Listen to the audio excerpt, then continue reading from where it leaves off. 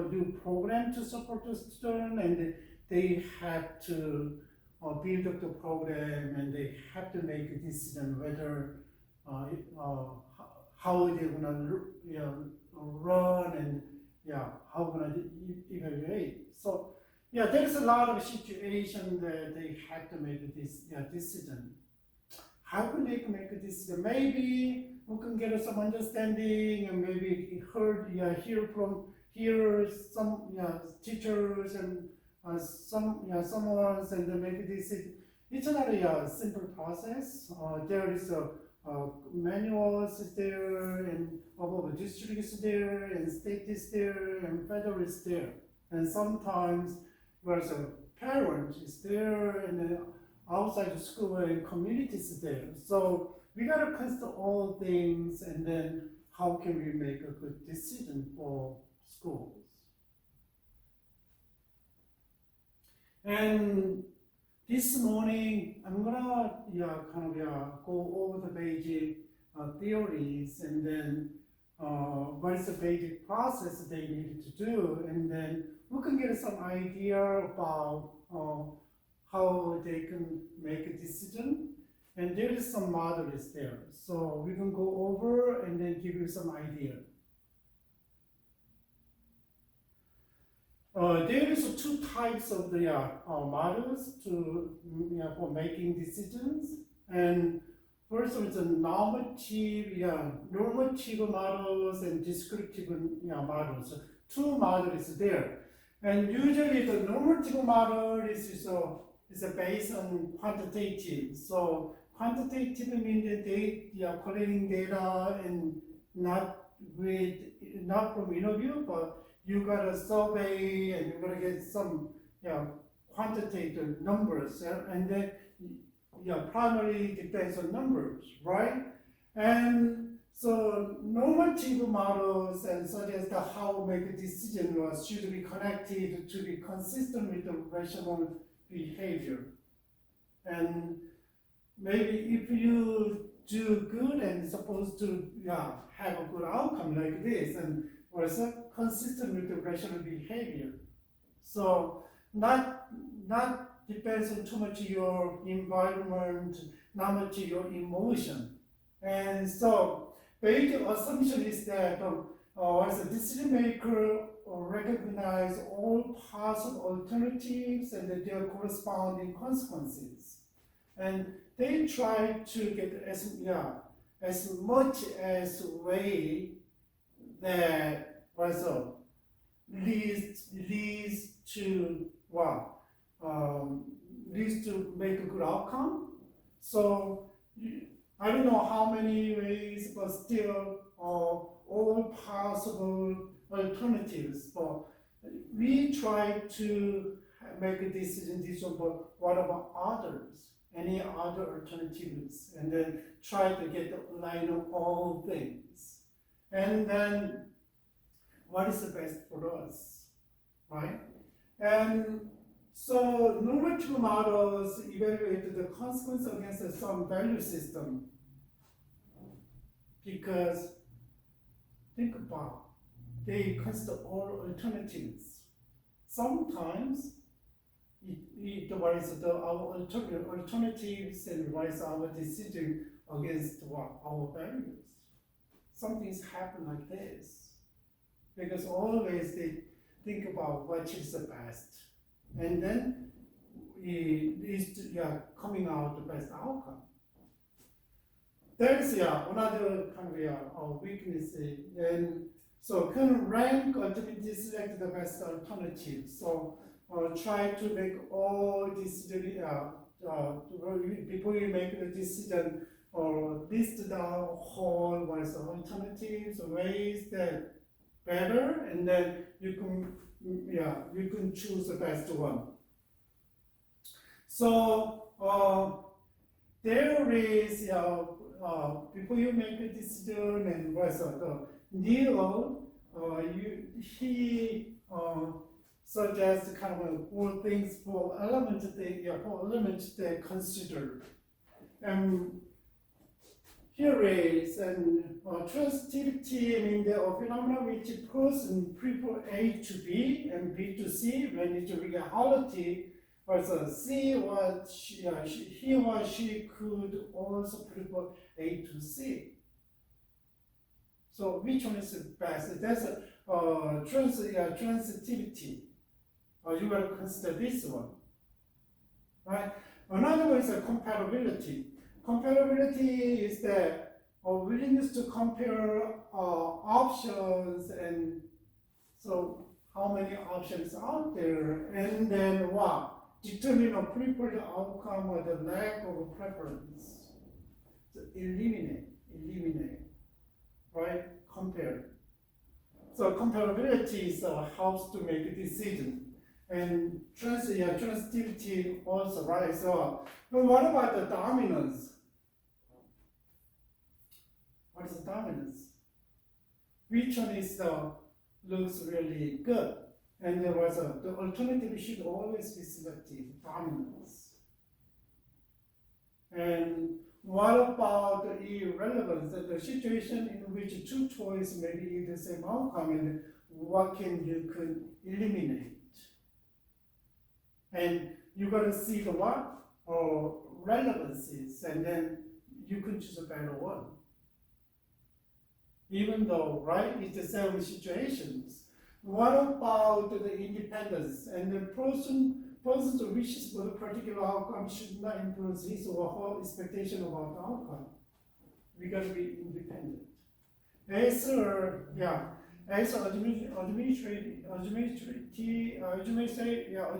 administrator, and maybe because of his personality and experience and knowledge, regardless of the situation, maybe the administrator prefers some way. So this one is that you gotta be independent from your experience, your knowledge, your preference. That is the basic principles or to consider before you make a decision.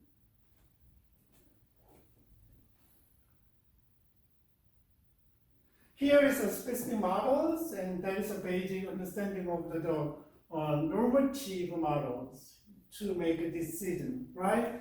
And what is the economic model in the normative models, and then economic models think about which one make the best outcome, which one is make good for everybody. That one is kind of a basic understanding economic perspective, and then which one is maximizer, and then which one is the highest return. And they choose that one, economic models. That is all. And so the model is kind of represent idealized and rational decision making. Okay? Here is our input, and which was our best outcome. It's really idealized. But even though, just think about in reality, it looks good in the beginning, but we are not sure it makes best outcome, because a lot of variables out there. That's why it's idealized. But there is a weakness there. What is weakness? And then limited variance because of its inability to accommodate violation because of psychological factors. And one of the variation is the psychological factors. But people's reaction is different. People's preference may be changing, right? That is one.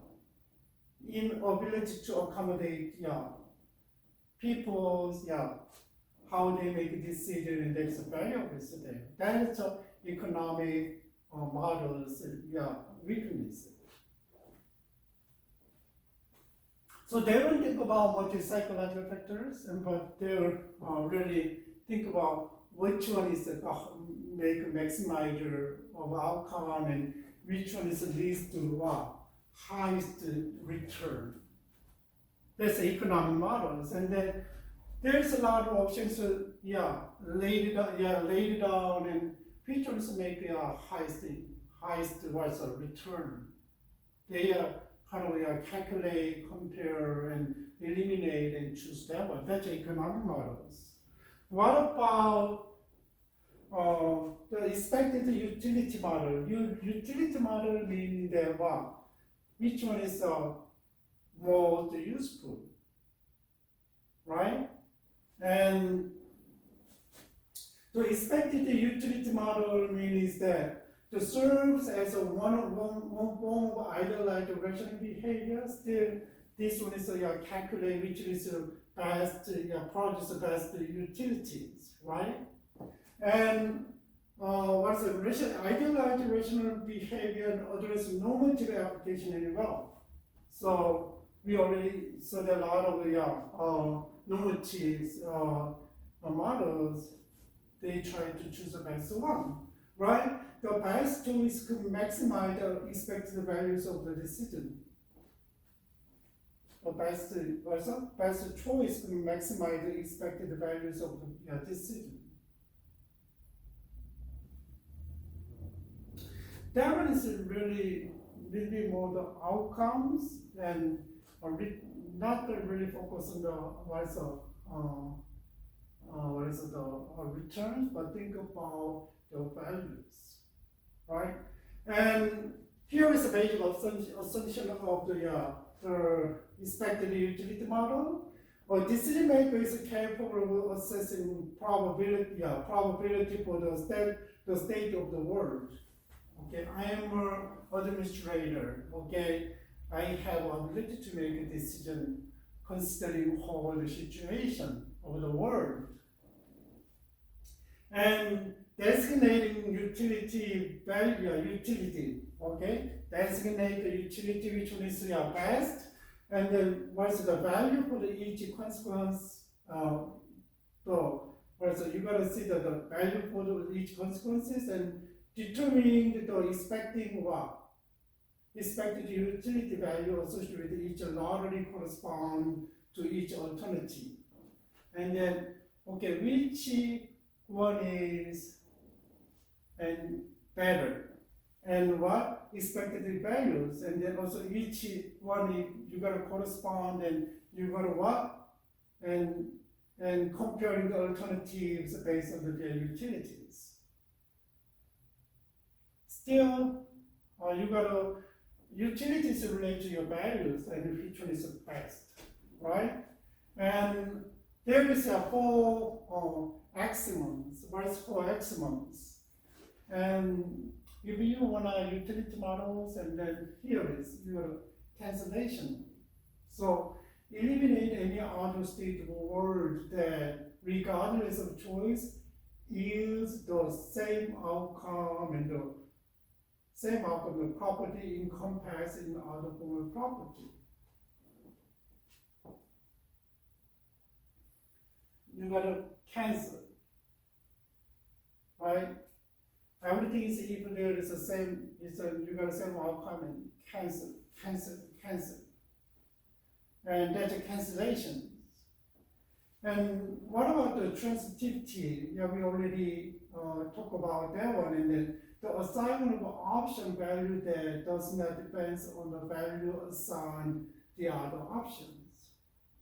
So when we talk about basic understanding of transitivity, and then little bit prefer A to C, A over C, and B over C, and then eventually A over C, right? And then there's the choice process, and the assignment with option values does not depends on the value assigned to the other options. They have their own values, right? And what about dominance? Dominance is options should be selected if it's better in one state of the world, and at least as good in other states. There's which one is kind of really prominent, and then you got to take it. And what about the invariance? Differing representations of the same options should be the same choice. That is invariance, right? And a lot of different options there, and they eventually make the same outcomes. Maybe compare with that, and then doesn't make same outcome, and you're going to eliminate the cancellations. That's a variance principle.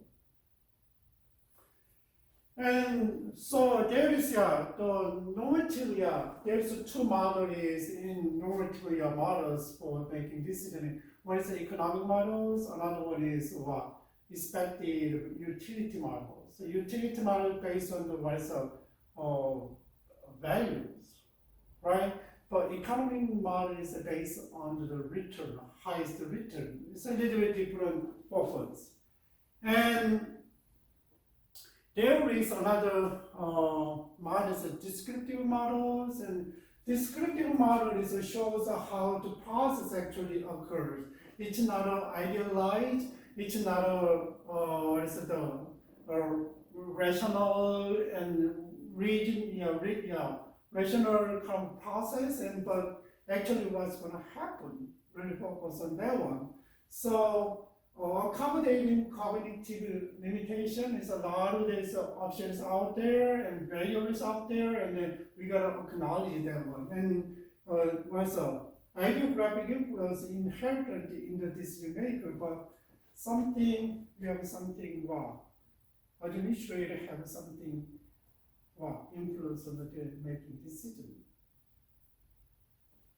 So they acknowledge that one. So it means that, think about it, it's not just idealized and rational process, but still, and they acknowledge a lot of variables, depends on their emotions, depends on the situations, right? And then descriptive model runs a continuum as to the level of complexity of a decision they address.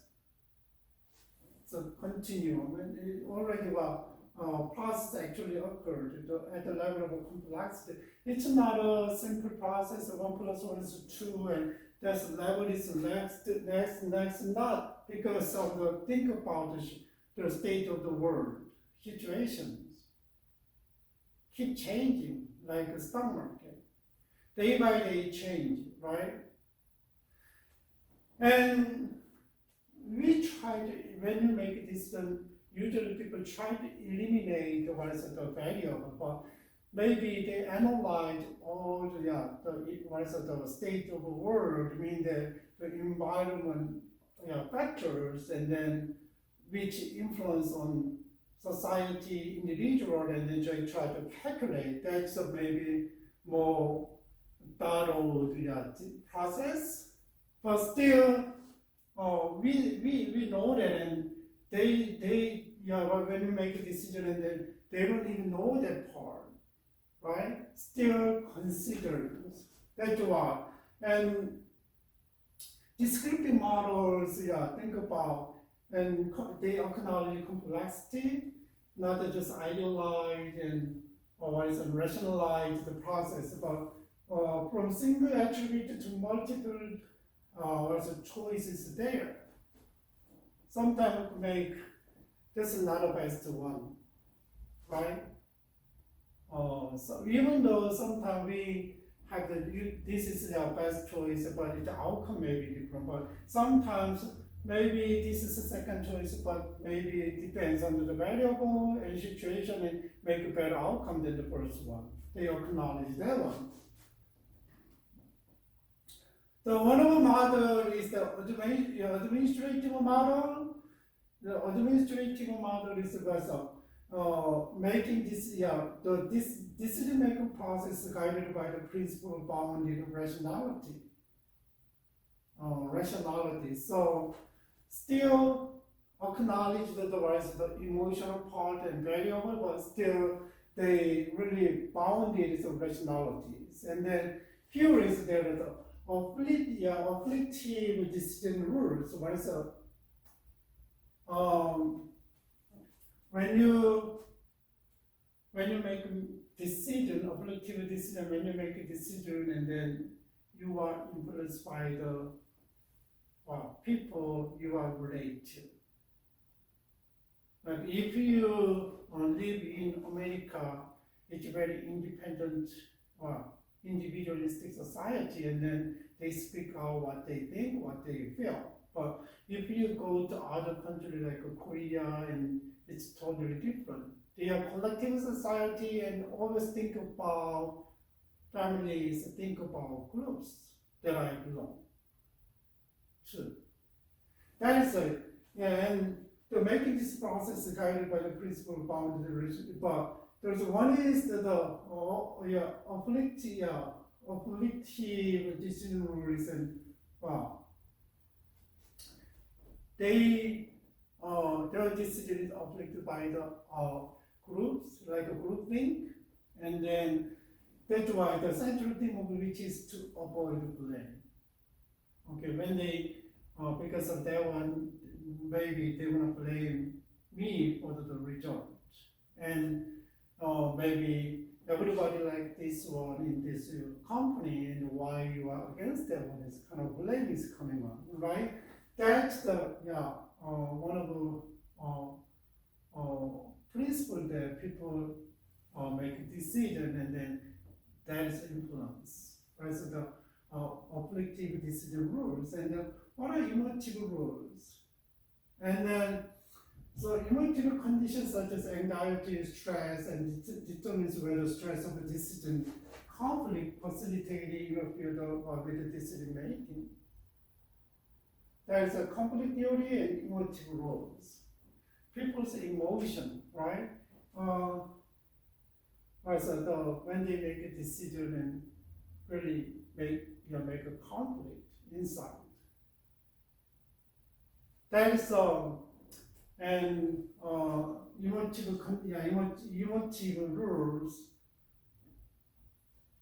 Here is the love and extremely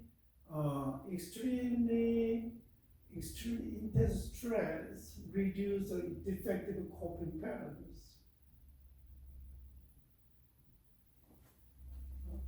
Reduce the produce defective coping.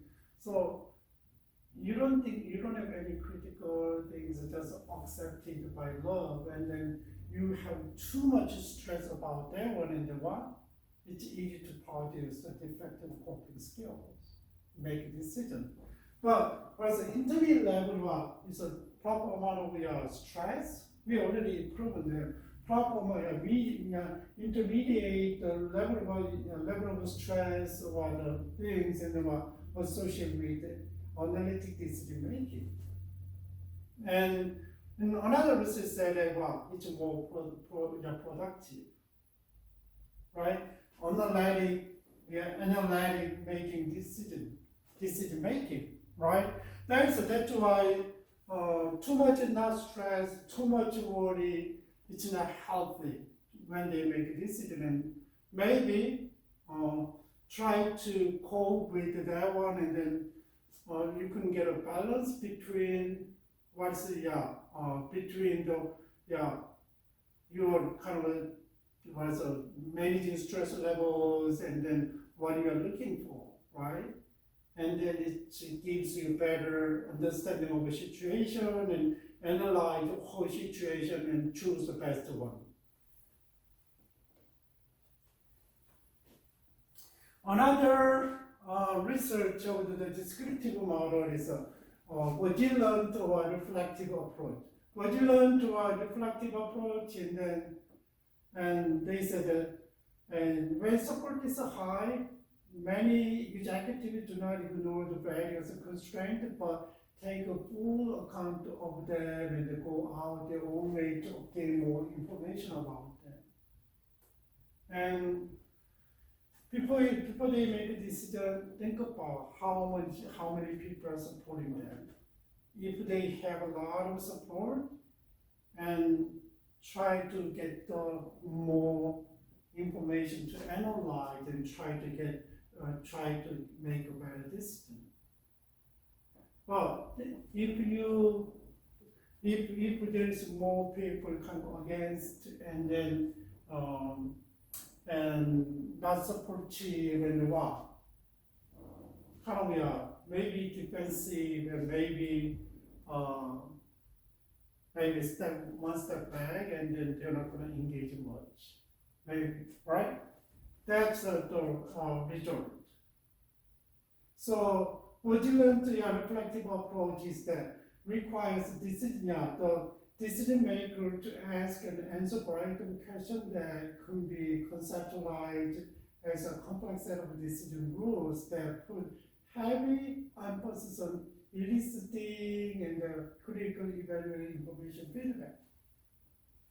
So it means that you don't step, maybe if you are the members of board and then there's a leaders there, right? And leaders suggest something and it's really feasible, and then if you are really supportive and then what? Instead, just let's go, not that, and then carefully collect more data and then get more questions and then what? To go forward and then get more information and then try to make a better decision, right? That is a vigilant reflective approach. So supporting is really important. Understanding and supporting is really important. Another model is the prospect theory. What is a prospect theory?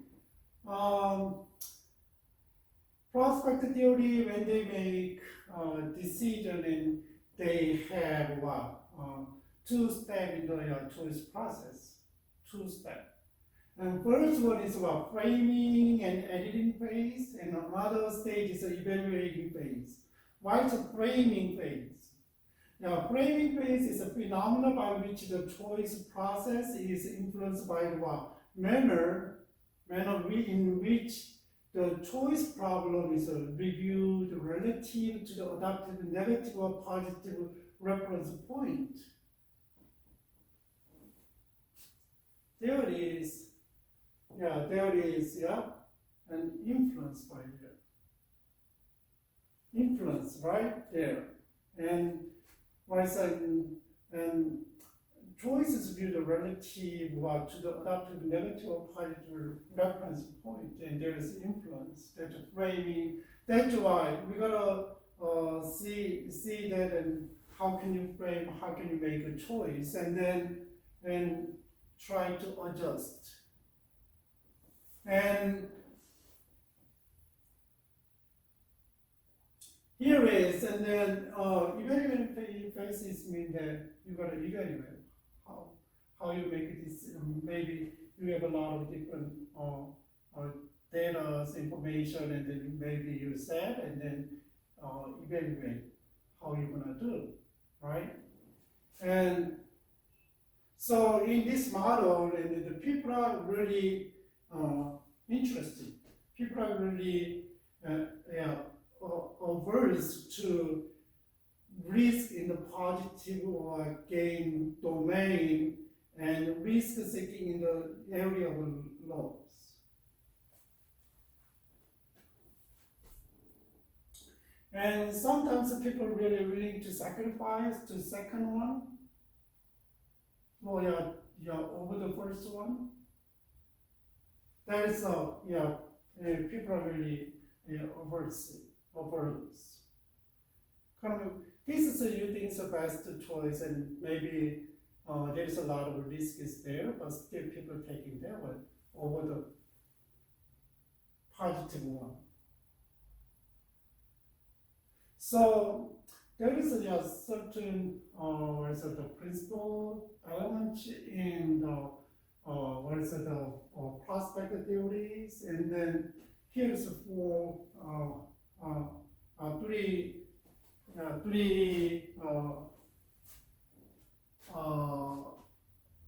the principle is there, and then what's a certain effect, the tendency to overweight outcome considered certain, and to underweight those considered merely probable. That's a certain effect. And because of that one, people maybe choice A over B. What about the reflection effect? People tend to demonstrate the risk aversion in the positive domain.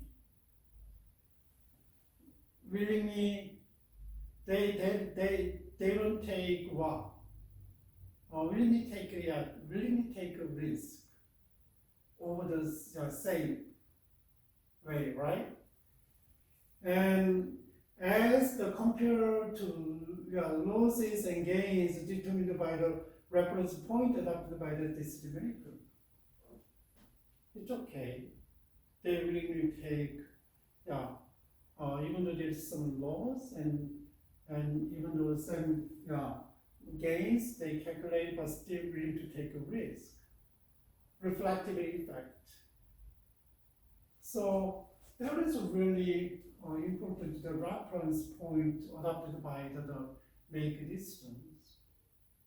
And that's why an administrator leadership is very important. It's not just kind of presenting things, and you gotta prepare thoroughly, and then you gotta research and you gotta collect the right information and analyze. And then maybe if you have some meeting to decide something, and then people, how you have what kind of information and reference point have presented, and what do you think about, and they give you, and then based on that they have some even though they take willingly risk over the safe way, right?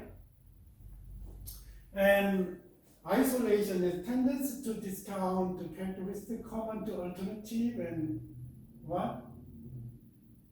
Common, and you just there is some alternative, but there is common things, but you kind of put it aside and focus on those that differentiate them and lead them in constant preference if the same option is presented in other form.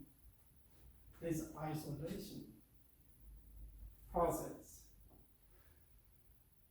Interesting, right? People are very interesting. Maybe, I don't know, I don't do the stock, and then maybe they analyze it like this, and they know how to invest, right? Maybe they use this still very well. But when you apply this education, and still there is, who can apply that one?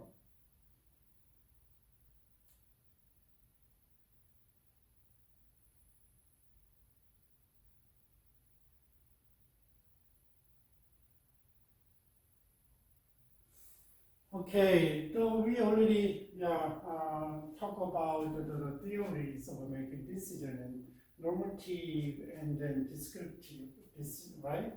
And then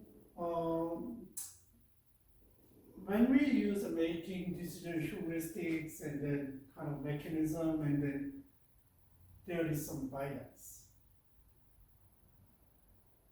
And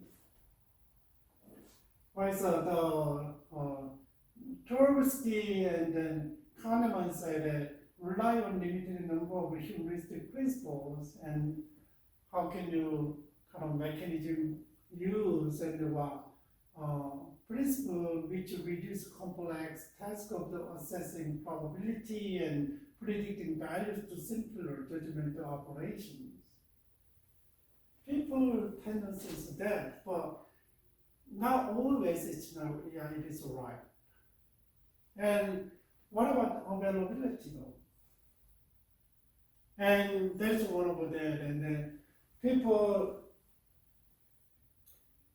recall and remember and recall, and what is the good and what is the best, and think about, and then what, and there is kind of an illusionary correlationship. Sometimes the recall is not the perfect, but there is their experience. Sometimes they don't remember exactly, but okay, last time we developed like this, and this time we're gonna be like this, and there is some try to get a correlation, and try to take it. That's availability. Because people, right? And maybe we are in the same situation, and then they try to use it. That's availability, and then that make good, making kind of bias. Think about it. 5 years ago is really different compared with now, right? And technology and people, sometimes people are changed. The most different thing is about the context is different. People keep moving and situation different, and maybe even though there are some people there, but people's rise desires, people's kind of demands may be different from like 5 years ago. Always think about context. Sometimes they're available, like say now we can get a good memory and retrieve and then apply same thing, but we gotta know the current context. Representativeness. Representatives kind of used making as an intuitive prediction regarding outcome. Maybe this one is like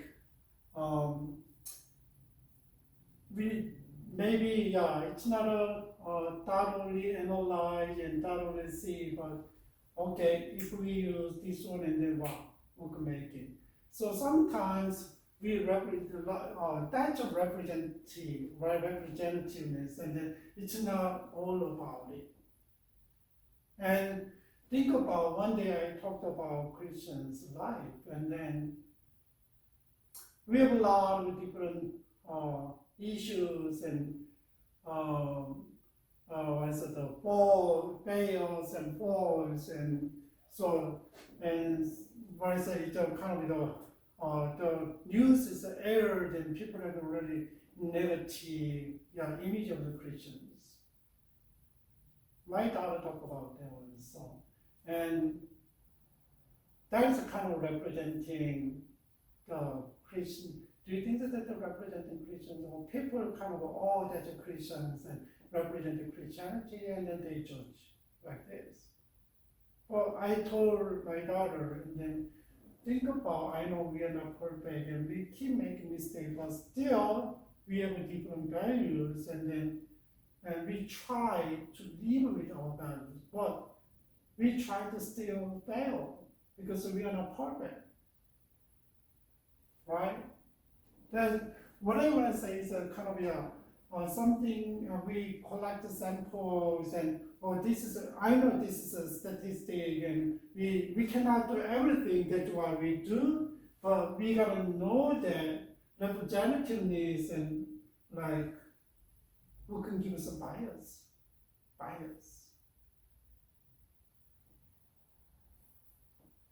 And what about the anchoring and adjustment?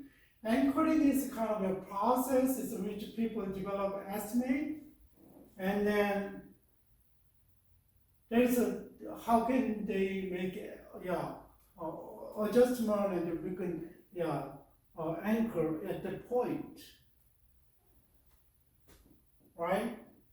And I don't know how much you can do that, but still the process is process of what? In which people develop estimate, anchoring, we can have a bias though.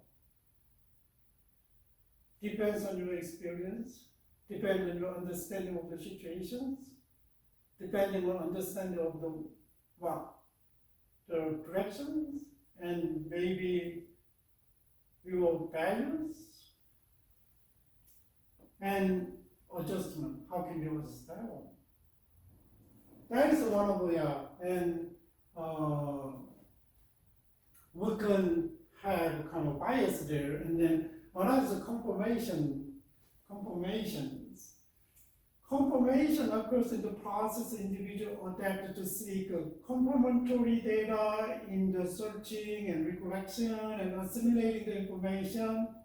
Well, exclude and overlook this confirmation evidence in the process. If you have some idea and then try to support your idea, and then that's the usually researchers are doing, and then I know there's a lot of arguments there on the some issues, and then if you agree with that one, and then you gotta get the data from supporting data from there. You have the same point of view, right? It's the same thing. So try to make my logic reasonable. That's a confirmation. So when I was taking a class was a psychology class, and then we are talking about homosexuality, and then she introduced a research about how the people who practice homosexuality and have a different brain structure. So I was interested in reading the articles, but they say other research there is no difference. And but she didn't say about the no difference between who practice homosexuality or not, and no, and even another research is that there is no difference, but another research is difference, and then she just used the difference as there is a difference, and I was kind of brave, and then what do you think there? And maybe if she introduced, but there is some research about they have a different brain structure, and there is other research, but they are not sure. And the judgment is depends on student, right? But she didn't mention about opposite side. No difference. That's why I raised hand. And what do you think about the research and Richard said there is no difference of the brain structure? And then she was really kind of surprised, and then so that's the bias, right? That's a bias. And then we can have a bias like that. And then what about hindsight?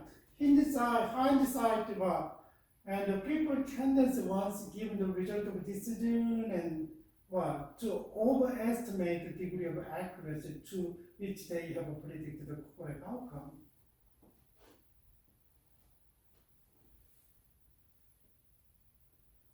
Okay, it's gonna be okay, it's gonna be more, and we sure that we're gonna have this outcome, and then people really overemphasize the degree of accuracy. That, insight.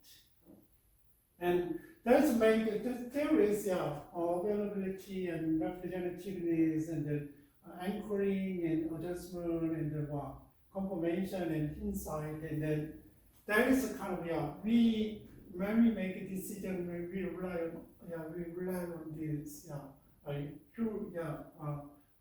heuristics, and that provides there is room give us bias, meaning that we cannot make right judgment, right decision. Right, so we gotta know at least that is when you use the kind of principles called the heuristics. Then how can we make a decision? How can we make make the decision process? How can we make?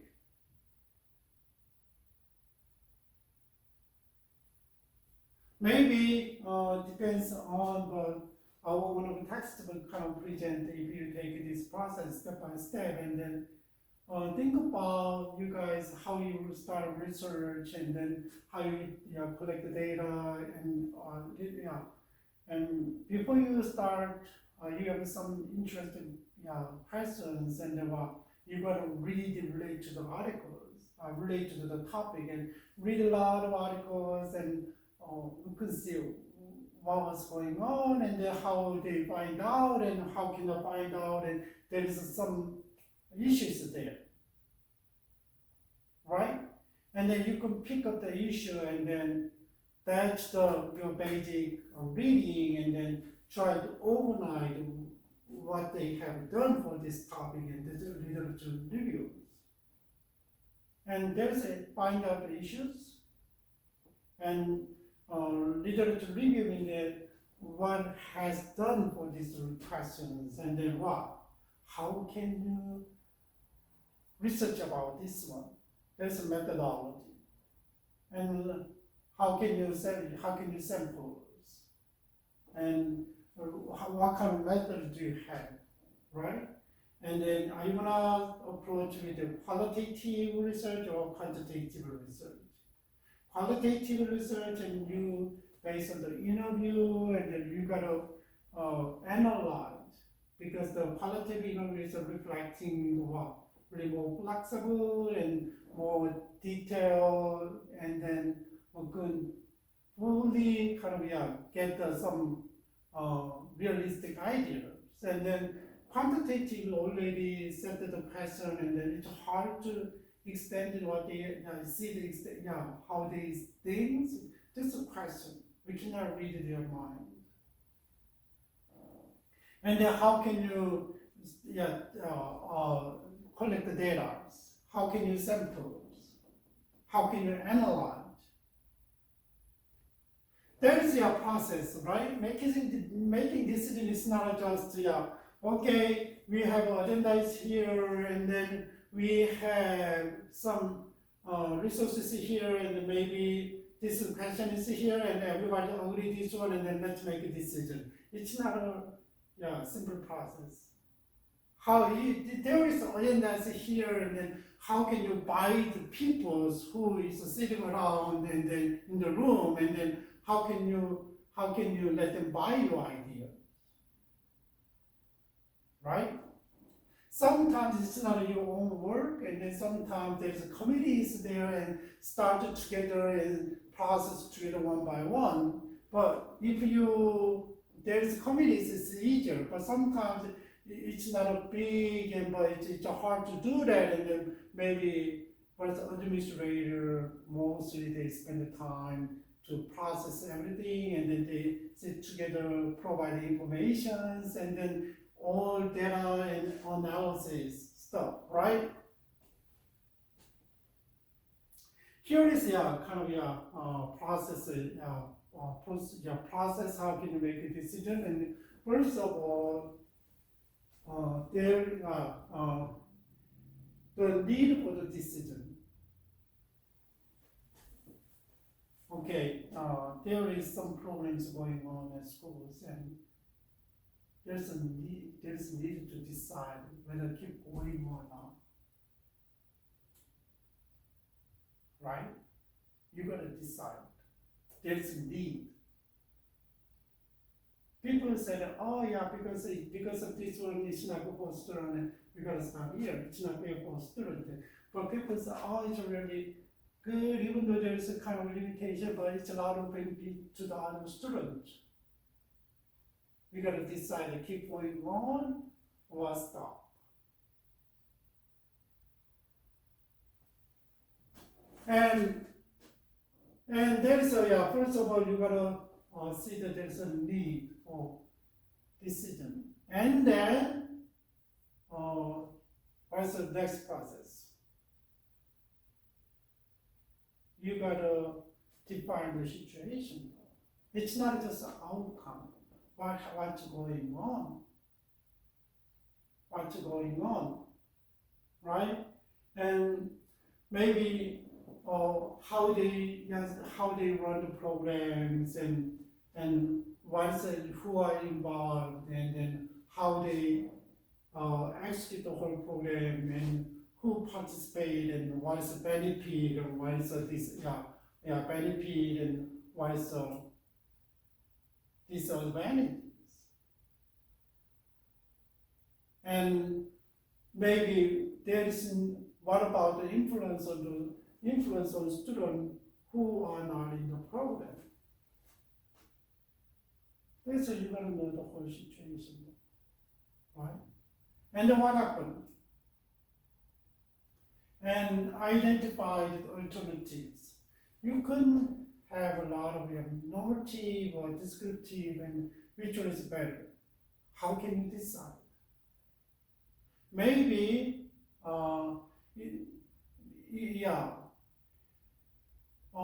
you can take normative and then you can take a descriptive, and it depends on I think it depends on the school cultures and district cultures.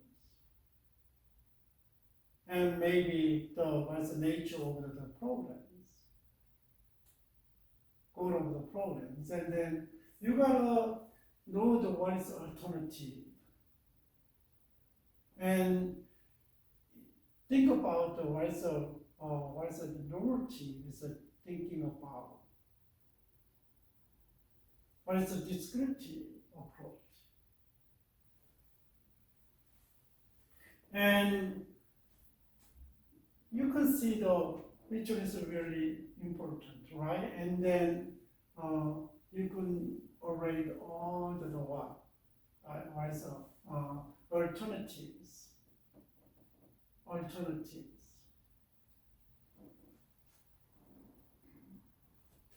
And then maybe 10, 20, 30 alternatives, and you gotta evaluate which one is good, why is it good, why is it not good.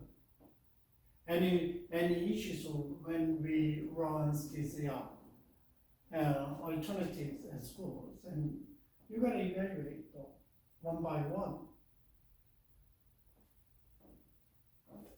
What happened? And select the best possible alternative. You already understand the situation and evaluate, and then which one is the best possible alternative. And what happened? Set your acceptance of the decision. Yeah, we evaluate and which one is good, and then think about how many people, even though we choose the best options there, and then but sometimes you cannot find all people sitting in the room. So try to let them understand, and then discuss enough, and then let them accept the decision. And then we're gonna see implement. How can you do that? There's transitions there. Suppose the transitions there, and how can they make a transitions? Sometimes it's not easy though. I don't know how to make it smooth, and sometimes really a lot of complaints, and sometimes you might lose someone who are really in the programs, who are really support the programs. Sometimes maybe kind of an entry, kind of give them interest to others that they can join, right? And just think about how can you implement the decision. And I had kind of a range membership, called range membership. In one month is $35 per month, and then I can hit the 2 buckets, 200 word every day, and then I bought it. But the management is changed. I don't know what's their plan, but another management is coming in, and then until last week, and they run the normal, but from this week, the end of the last week, and then they said until we make it to transition, and our membership will stop here, and then we're gonna give you back the credit membership fees if you charge in January, and then if you like hit the ball at the range and come and buy a bucket, each bucket is $10. That's it. And a lot of people are complaining about it. And in the beginning, they're not sure that I already paid for this month, and it's not fair. And then there's no enough communication in there. And then I told them, you gotta notify what you are going to do, and then let them know the process. Maybe you gotta write down here and let them read. It's really easy to see. The place and easy to see, and then people still they they didn't pay attention about that one, and they come and why you guys are stopping, and what I already have membership and blah blah blah, and then okay, sir, the rest of the management said, we will not refund your membership for this month, but we will reorganize, and there's a lot of conflicts. I don't know. I feel like transition implementing new management it's not smooth. Maybe I don't know how they wanna do it, then but still maybe they wanna hold the members' information, and then maybe later on they may be used to maybe emails and phone number. Maybe they can promote their programs, other things. I don't know, and they are still waiting. So maybe a lot of people who wanna play, but they wanna pay a lot, and then but each bucket is $10, and maybe another place $50, and then still they stop coming, and the range is really empty. I haven't gone to the ranges about for a week, and then anyway, that's a transition.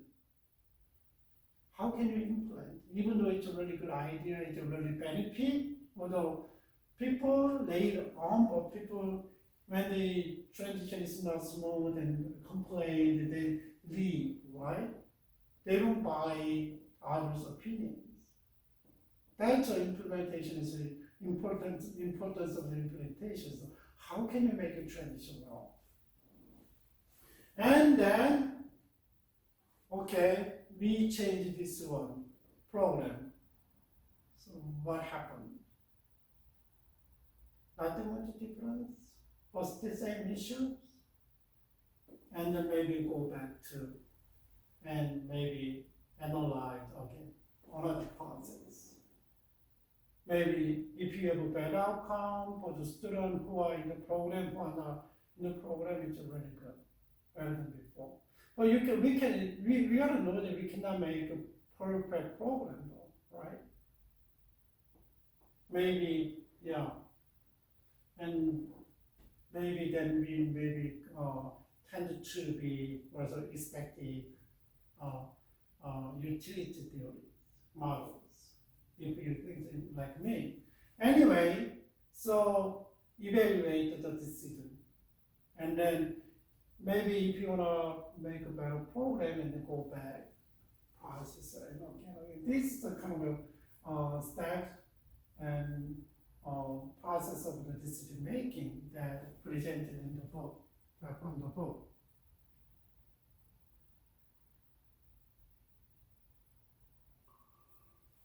Okay, and then think about another things that we gotta know, that how can we make strategic planning information, and to kind of making decision, and then how can you strategically process? That is strategic information and planning.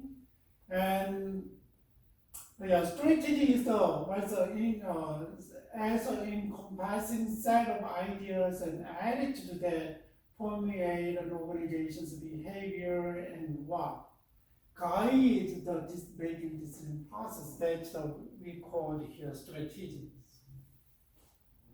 So if we wanna make the kind of strategic plan for the making decision, and then we gotta think about the couple of the elements. First of all, we gotta know the vision. What is a vision? People kind of have a mental image of them. And vision is a mental image of the possible and desirable future state for the organization. And then even though they're going to have a long sentence, maybe one sentence, and vision is visualize and think in the image of it. That's vision. We're going to think about the vision. What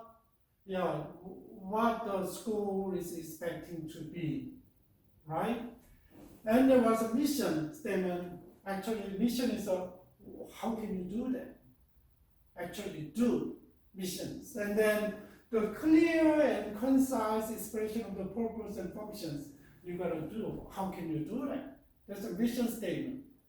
And then belief statement is what? A belief statement is a kind of your personal convictions. And if you go to Christian website and always in Christian schools, and there is a belief kind of statement. And here's the belief statement, a formal expression of those fundamental principles that guide all decisions and activities, right? That's the belief system. And what about strategic plans? Any policies there? Any policies there? And I think your spelling is wrong. Strategic planning policy. There's a regulation and rules and manual is there, and you gotta know that one. And what about the intermediate planning? We're going to talk about intermediate planning. And first of all, the children, can you see the umbrellas and strategic formation, and you kind of process how to make a decision, and then you got to think about all the missions, visions, belief, and strategic policies, regulation. And then there was intermediate planning. What is the intermediate planning? And if you have the one, was internal analysis and then external analysis. What is the problem? And then what is the internal analysis of present status? And then what about your future prospect? What are you looking for? But so where are we standing now? What are we doing now? Like this, and then what external same thing? What is the there one? What kind of factors you gotta consider? And economic and organizational factors, and then economic factors and physical factors, environment factors, and then social factors, and a lot of factors out there you gotta consider. And then what is the external analysis?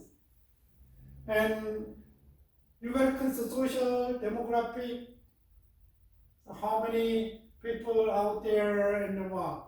Economic, political, inside and out. The political is kind of influenced by the outside, right? Politicals and then technological, outside, from the outside. And then what? Educationals.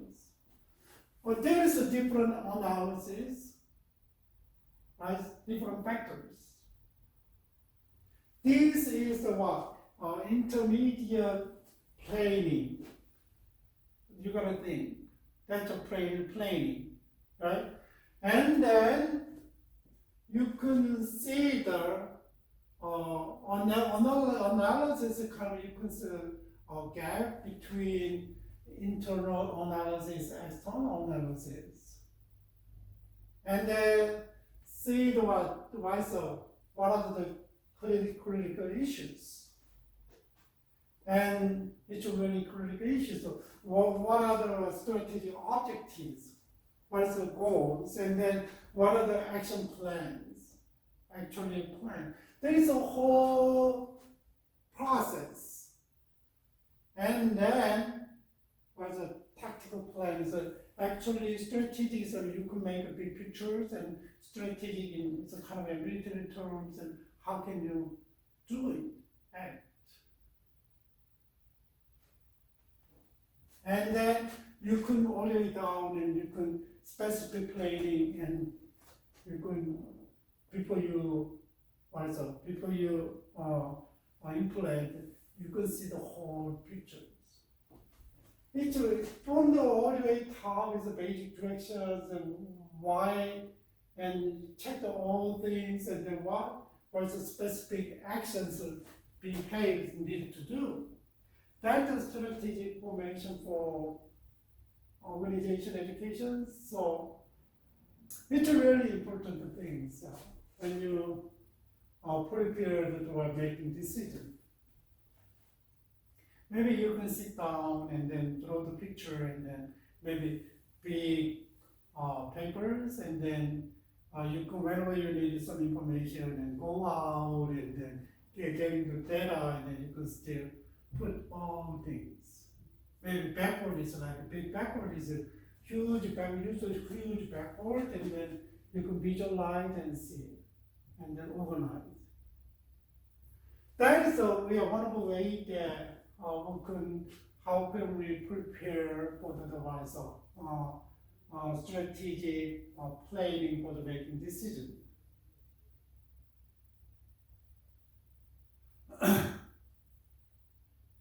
Here is, and we already talked about the tactical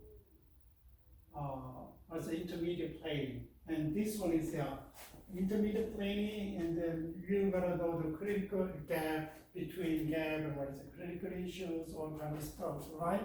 Here it is, and then find out comparing to and the strategic objectives and action plan. You can that's intermediate, but tactical meaning in that you can get a more specific actions, and then how can you, what kind of things are you going to consider, and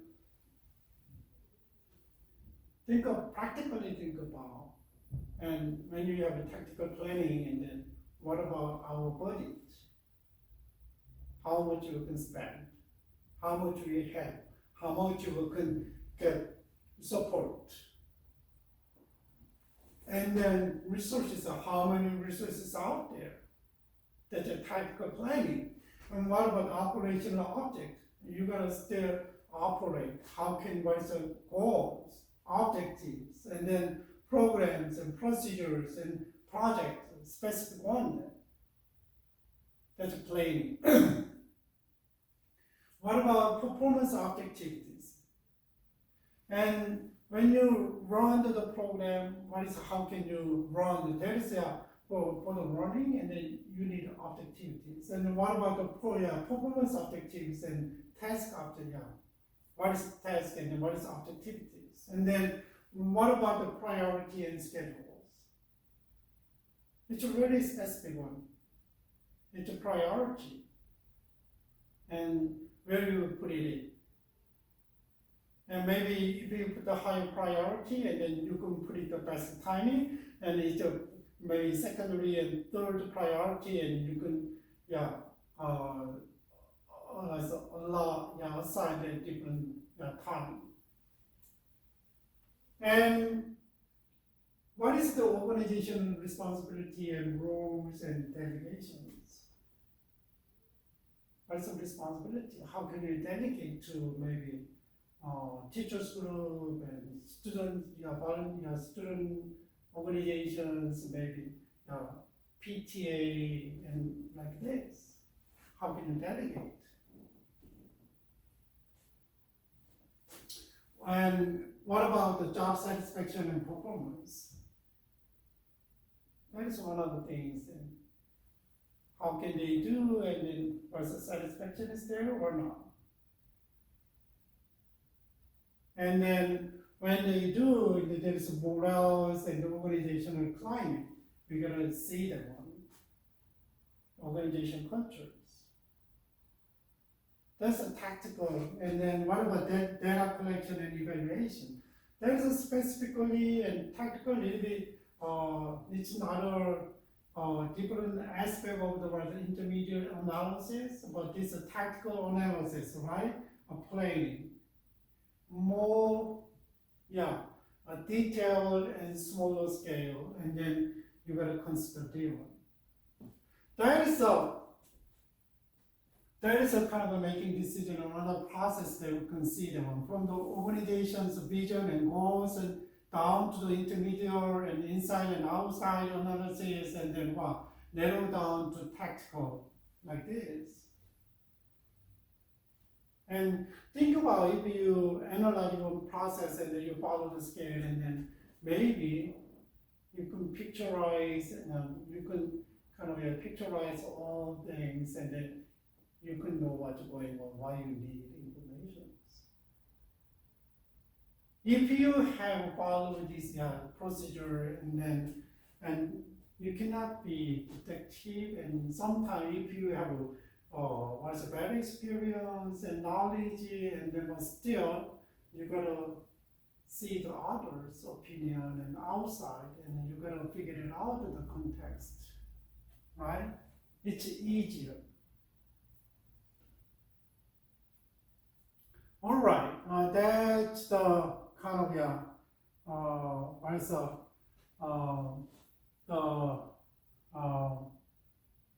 that is another model of the making decision process, and then which I try to give you basic theories, and then I presented share the what is kind of models and theories and models, and then what is a specific way, right? And we need to know that decision-making process is really important.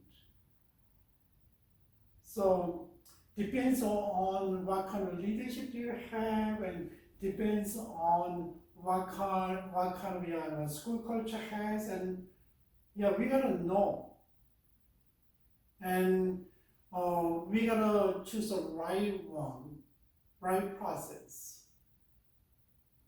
I think it's based on the models. And personally, I prefer this strategic formations always, and then not just a band-aid kind of therapies. And then what is the problem? And you gotta hold here, and then something is coming out, and then I put some antibiotic. Sometimes maybe it works, but it's from the inside we cannot heal, we cannot cure. Right? That's band-aid and temporary. But education is not temporary, right? And then think about it. Who can form the people's life? Who can influence people's life? Who can equip the people for their future? So we gotta really be prudent and careful and prepare a lot. That's the kind of administrator's job, and that's why it's really important for administration leadership, and I don't know how people are going to do that, but still we need to come make a decision, and we need to do work very well, right? And that is we don't show the specific and example, but still I talk about it with some if you have any program to keep going or stop there, and we have to kind of lead a decision, and then we talk about that one, but still that's a theoretical class, and then it's not just a specific.